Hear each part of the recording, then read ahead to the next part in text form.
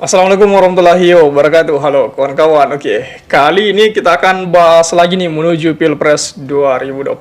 Sebab ada yang menarik kawan-kawan. Jadi bisa kita lihat bahwasanya bagaimana sekarang beberapa capres atau ya saya bisa katakan semua capres punya ulama masing-masing, dekat dengan ulama. Ya begitu juga dengan Pak Anies Baswedan.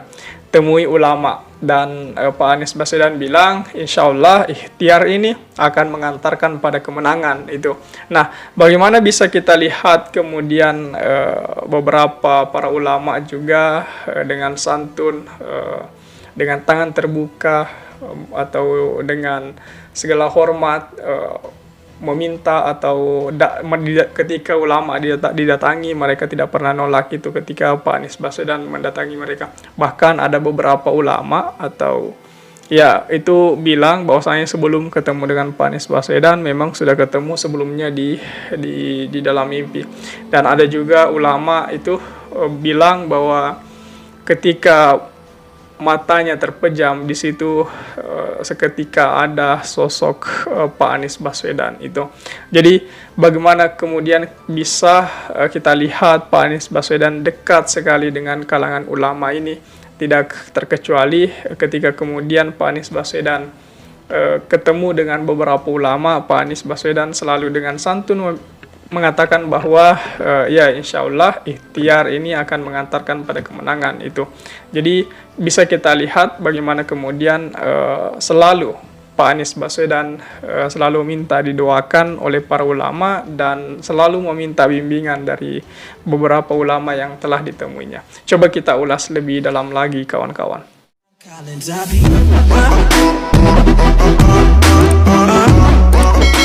Bapak Anies Rashid Baswedan mengunjungi ulama Surabaya Kiai Haji Muhammad Sofyan itu. Capres yang diusung oleh Partai Nasdem itu menuturkan selain bersilaturahmi dengan Kiai Sofyan, dia juga bertemu dengan keluarga besar Thariqah Syatariyah An-Nadiyah Indonesia. Itu dalam ciutannya Pak Anies juga bersyukur lantaran bisa berkunjung ke sederet ulama di pelbagai daerah. Dia pun mengungkapkan harapannya untuk para ulama tersebut. Katanya, semoga para kiai dan guru kita dipanjangkan umurnya dan selalu menjadi panutan bagi kita semua. Seperti itu tutur dari Pak Anies Rashid Baswedan. Ya, kita bisa lihat kenapa kemudian Pak Anies selalu dekat dengan ulama dan santri. Kenapa? Ya, karena Pak Anies adalah capres satu-satunya yang berasal dari kalangan santri. Pak Anies adalah capres satu-satunya yang berasal dari kalangan santri, makanya dia dekat dengan ulama itu.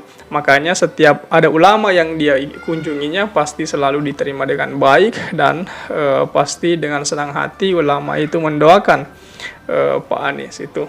Jadi sudah banyak sekali beberapa ulama yang telah didatangi oleh Pak Anies meminta restu sekaligus meminta doa itu.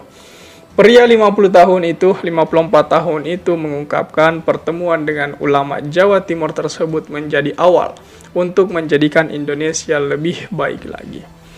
Jadi Pak Anies juga meyakini bahwa berkat doa para kiai lah yang menguatkan ia sehingga mampu melaksanakan tugas di Jakarta katanya.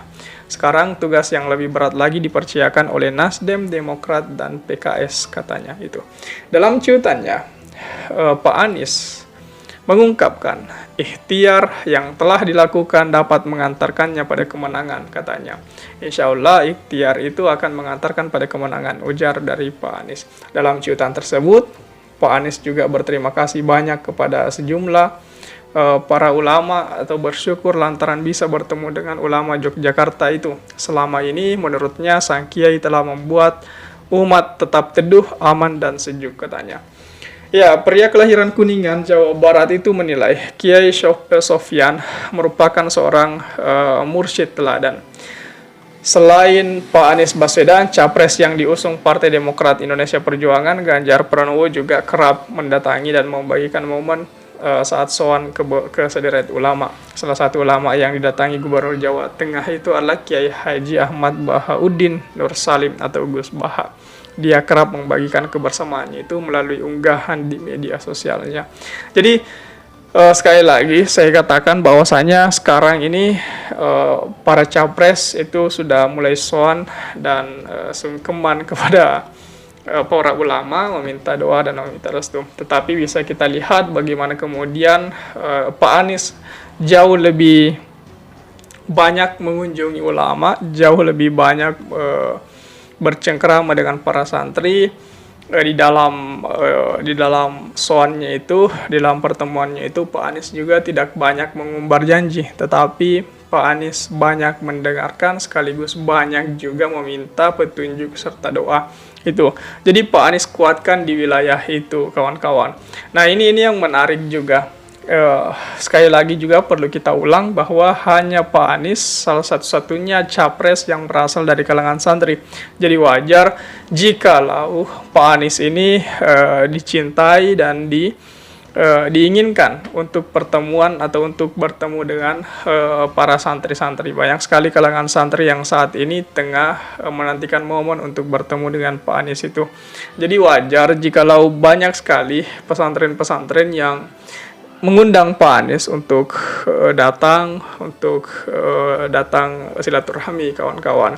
Banyak sekali itu. Sekali lagi, seperti di awal saya katakan, beberapa ulama atau kiai-kiai juga sempat bermimpi bertemu dengan Pak Anies. Lalu setelah itu Pak Anies mendatanginya.